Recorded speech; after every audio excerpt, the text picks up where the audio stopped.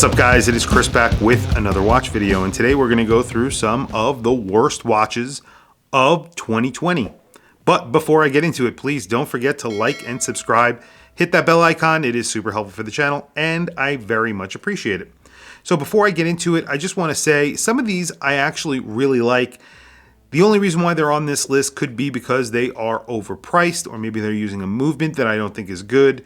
But I will get into it for each one of the items that I have picked, each one of the watches that I have picked, and I will give you a breakdown of why I think it's one of the worst watches of 2020. So jumping right into it, the King Seiko KSK Limited Edition SJE083.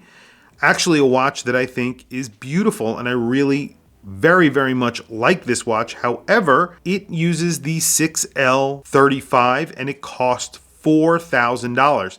Now, Seiko have actually made watches with this exact movement in it for way less in the Presage line. However, they have decided to charge $4,000 for this watch, primarily because it says King Seiko on the dial. This is a higher end movement, but it is not Seiko's highest end movement. This is a really slim, good looking movement. However, this is also being made by Soprod. Seiko actually sold the plans for these movements to Soprod, and essentially these could be found in watches for under $1,000 right now. There are other brands that are using GMT versions of this for under $1,000, and that is really crazy when you think about it. And what Seiko have done here is they have charged $4,000 for a watch that maybe should cost around $2,000. That's where I think this watch should be, and that's why it's on this list. I really don't think it's a bad watch at all. In fact, I really like it. I think that it's just the price for the movement and the fact that it just says King Seiko. It does not justify that $4,000 price. They should have put a better movement or lowered the price. So next on my list, of course, is the Hodinkee Travel Clock, a $5,900 clock that Hodinkee released this year. It made a big stink in the watch community, and primarily that is because these were new old stock watches. Essentially, the movements were new old stock. They re-engineered the cases and dials, and they put a $5,900 price tag on them.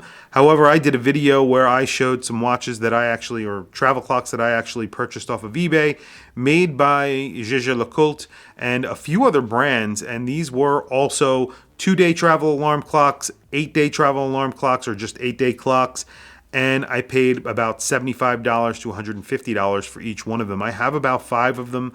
They're amazing. However, they don't say Hodinkee on the dial, so they do not cost $5,900. That is pretty crazy. Next on this list is a watch that I actually reviewed on my channel, and I brought it on this list because I thought it was an exceptionally bad watch for the money, and that was the Wancher Sea Serpent 1,000 meter automatic dive watch with helium escape. This is an NH35 dive watch, so it's powered by the Seiko NH35 movement, and it has a puck diver style case, and they were asking $800 for it. And I have to tell you, the quality, fit, and finish on this watch was not very good, and I did a full review of this watch, and I basically said as much. I don't think this watch is worth $800, and a lot of people pointed out that Steel Dive and other AliExpress brands actually use this exact same case and the exact same movement with bracelet and everything, and they were selling for around $200. So this is an incredibly bad value, and a lot of people like to point out that Wancher sort of sounds like wanker, and that is something that people love to point out about Wancher. A very bad watch, and not a good value whatsoever. Next on the list is yet another Hodinkee watch, and this is the John Mayer. It's a watch that I actually purchased, and I subsequently sold because I did not really fall in love with it when I got it. They were actually trading for way more than what I paid, so I decided to sell it. And the reason why I ended up selling it is mainly the reason why everybody complained about the watch. It was kind of a lazy sort of collaboration between John Mayer, Hodinkee, and Casio.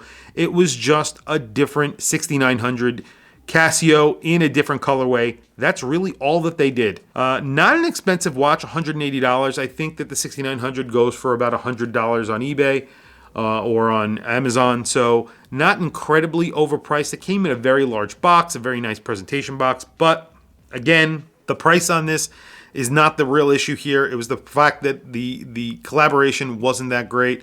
A lot of people have gotten into watches, and I've heard this through comments on that video and through other videos, that John Mayer was a big inspiration for a lot of people and got them into watch collecting, which is kind of funny and really cool, actually. And I think this was a big disappointment, in my opinion. However, a lot of people may disagree with that. This is just my opinion, as I mentioned. I felt that it was a little bit lazy, and that's the reason why I ended up selling it. I did not keep it. Next on the list is another watch that I reviewed, and I have 3 watches on this list that I actually reviewed on the channel, and this is the DWISS RS1. This was a really weird watch that cost around $1,300, and I really did not like the watch. I tried to look at it from an objective standpoint, but I thought it was a little too big. It was a little bit hard to tell the time on, and I just didn't generally like the design.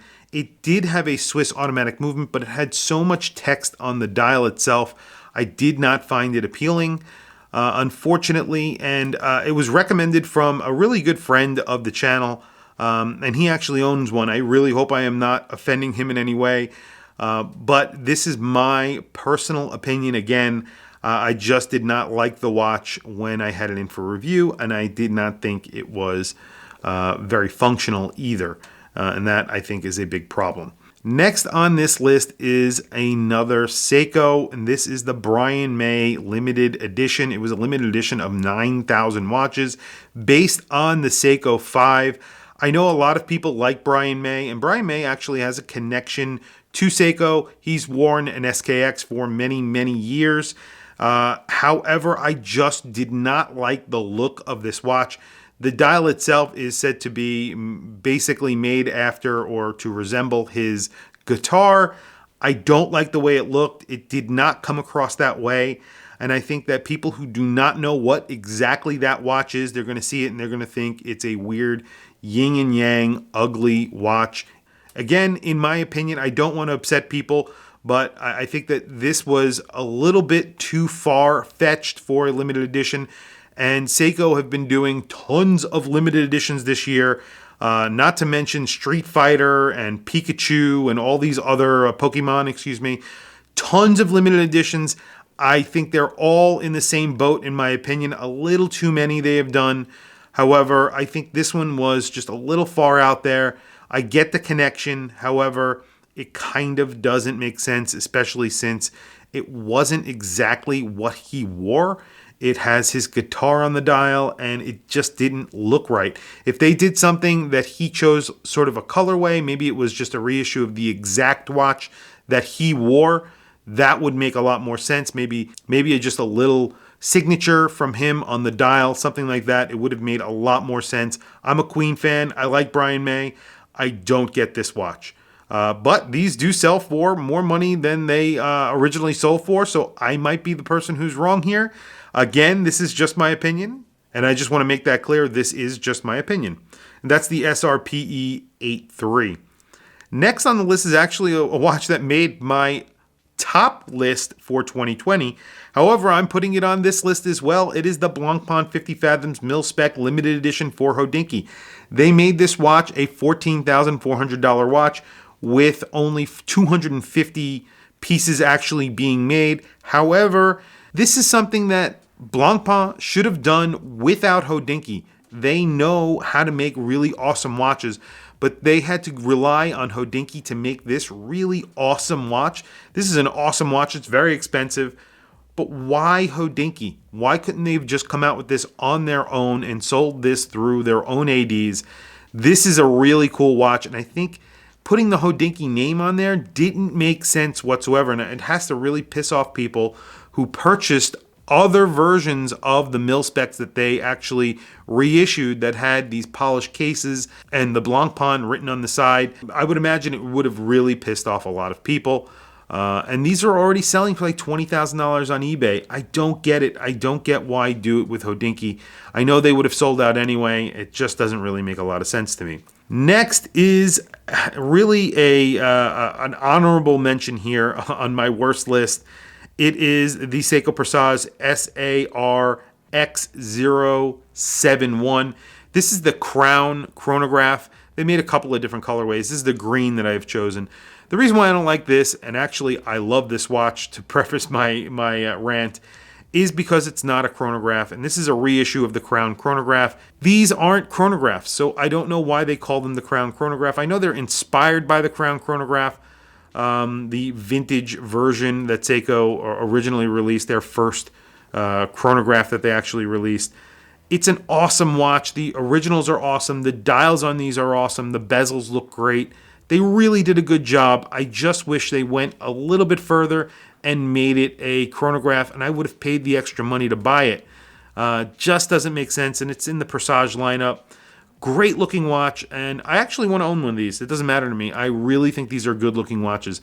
This and the 62 Mas reissue, the 101. I really love those watches. I think they're so good looking. And I think I will have those in my collection. However, again, this makes my worst list only because it's not a chronograph, and it is a reissue of a chronograph. Doesn't make sense. Last on the list is Bell & Ross. I actually talk about Bell & Ross very sparingly on my channel. However, I did talk about this watch. This is the Bell & Ross BR05. It has an SW300 movement in it, and it costs just under $5,000. And that's really the reason why it's on this list. I don't think it's a good looking watch. It gets an SW300 and it costs just under $5,000. I think that's a lot of money for a watch that looks just okay, in my opinion. Again, this is just my opinion. I don't like the look of this watch, but I also think that the price is a little bit crazy for what you're actually getting. This is a watch, and this is a brand that jumped on the integrated bracelet bandwagon, as a lot of brands did in 2020. However, I think they got it wrong, in my opinion. Brands like Federic Constant came out with the High Life. They did a pretty good job. I think that they could have done something a little bit different here. I don't like the square integrated bracelet look. It's not very popular. Other brands have tried to do it, and it does not work. I'm not the only one, I would imagine, but I'm sure there are a lot of people out there that think this is a pretty cool watch. And honestly, it's just my opinion. As I mentioned, 100% this is an aesthetic issue, but it's also the price. I think that price is a lot of money for an SW300. Tell me what you think in the comments below about all of these watches. Tell me some watches that you guys think. What are your picks for the worst watches of 2020? Do you agree with any of the watches on my list? Do you agree with any of the watches that I've chosen? Let me know in the comments below. I really want to hear from you. I know this might piss off some people who own some of these watches, and I apologize for that. This is just some of my opinions. Please, again, tell me what your thoughts are in the comments below. Please don't forget to like, subscribe, hit that bell icon. It is super helpful for the channel, and I very much appreciate it. Please follow me on Instagram. My Instagram is WatchChrisBlog. Have a happy and safe New Year's, everyone. Thank you for logging on and watching my videos this year. All of your support, I very much appreciate it. And I will just wrap up the video and wrap up the year with this video. And thank you for everything, guys. I very much appreciate your support, and have a safe and healthy 2020.